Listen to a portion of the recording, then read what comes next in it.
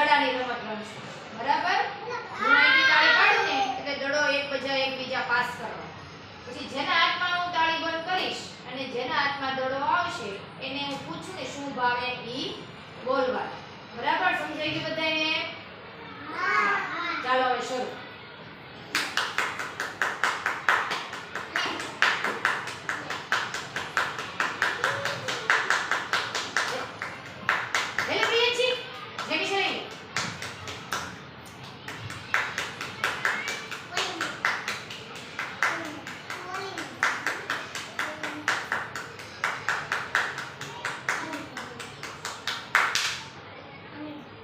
રોહિત નો વારો. અહીંયા રોહિત.